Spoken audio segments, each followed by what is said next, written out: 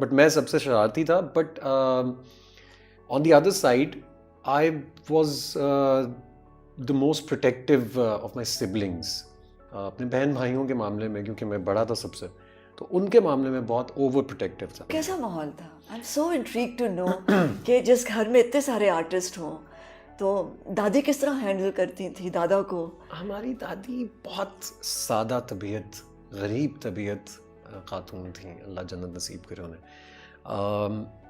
दादा की fame, popularity का आई थिंक उन पे कोई ख़ास असर नहीं था. कोई वो उनको कुछ वो मरूब नहीं थी. नहीं थी. ऐसा नहीं होता था कि भट्टी साहब, मतलब भट्टी साहब करके बात करती थी, और जब वो आते थे तो पूरा घर अटेंटिव हो जाता था एकदम से. He was such a big star. He was such a huge, he was a huge man, I believe. उनके जैसे लोग कम आते हैं. बट वो हमारे घर का माहौल वॉज वेरी नॉन फिल्मी, बहुत नॉन फिल्मी था.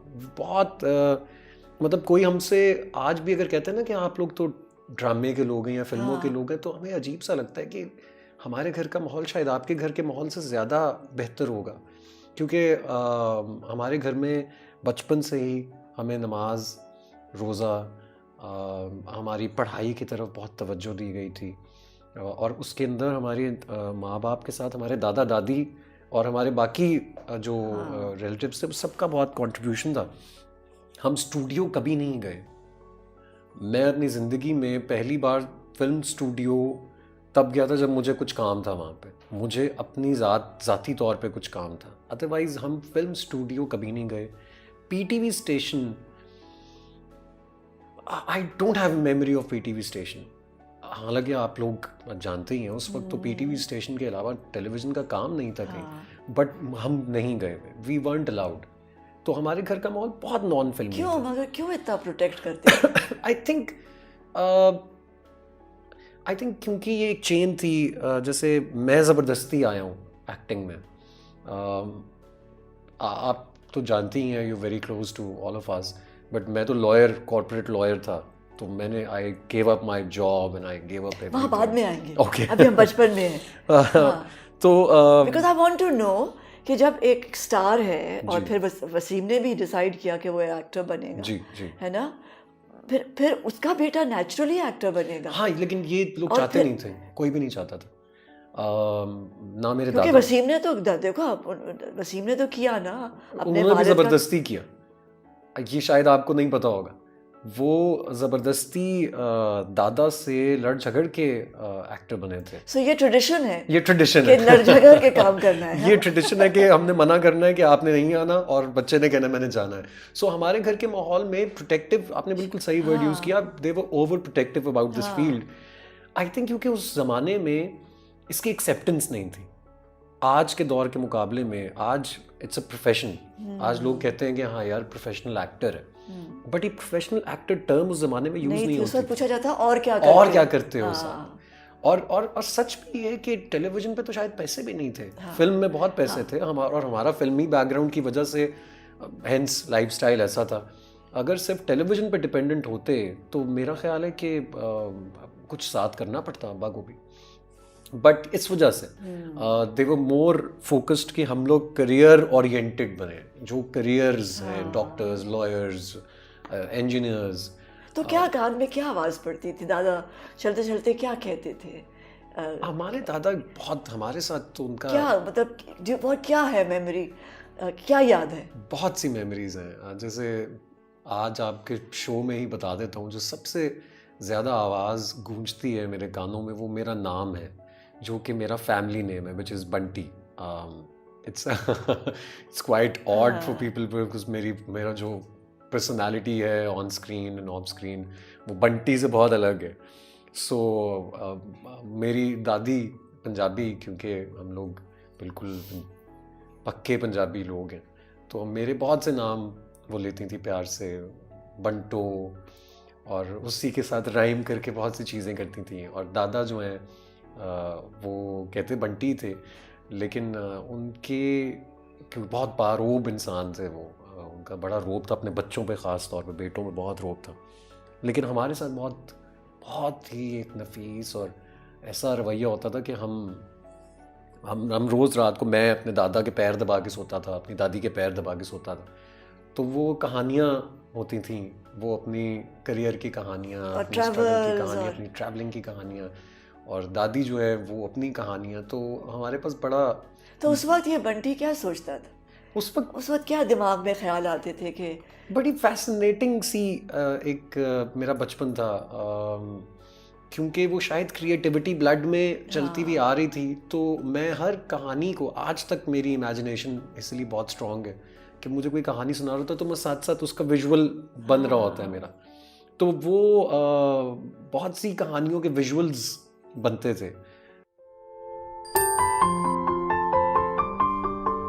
मैं बहुत किताबें पढ़ता था। मैं आज तक बहुत ज़्यादा बुक्स मेरे अपने घर में, बहुत मैंने एक लाइब्रेरी बनाई हुई है। कोई कोई ऐसी किताब है, कोई किताब याद है जो मिली? कि मैं बहुत किताबें पढ़ता था।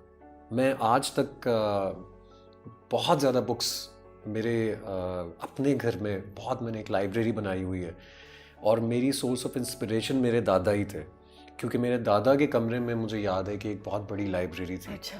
और जहाँ पे वो ज़्यादातर अपना वक्त गुजारते थे।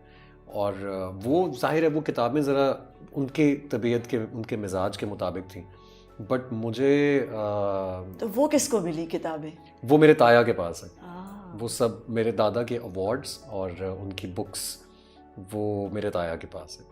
और वो उनके पास ही होनी चाहिए, क्योंकि वो सबसे सेफ इंसान है हमारी फैमिली में उन चीज़ों को प्रिजर्व करने के लिए। तो वो ये कभी ऐसा लगा कि जब चीज़ों को देखते हो या किताब को देखते हो कि काश मैं इसे उठा सकता और ले जा सकता है? कोई ऐसी चीज़ है?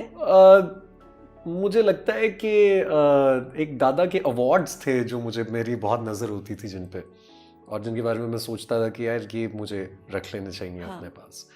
क्योंकि एज एन एक्टर शायद 7-8 साल से तो कम से कम मैं अवार्ड स्पीच दे रहा हूँ अपने शीशे के सामने खड़ा होके।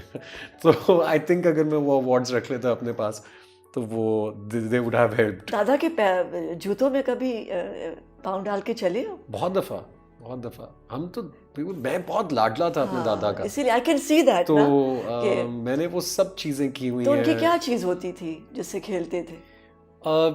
उनकी तस्बीह हम बहुत पकड़ के हम खेला करते थे, और क्योंकि हमें सेंस नहीं थी तो वो उनकी चीज़ थी। फिर उनके जूते पहन के मैं बहुत भागता था इधर उधर। उसके अलावा उनकी बुक्स जो हैं, उनको जब वो नहीं होते थे तो मैं उनकी लाइब्रेरी में जाकर बहुत देर उनकी बुक्स निकाल कर बस सफ़े पलटता तो था। ये किताब दोस्ती वहाँ से शुरू हुई? वहाँ से दोस्ती शुरू हुई किताब के साथ।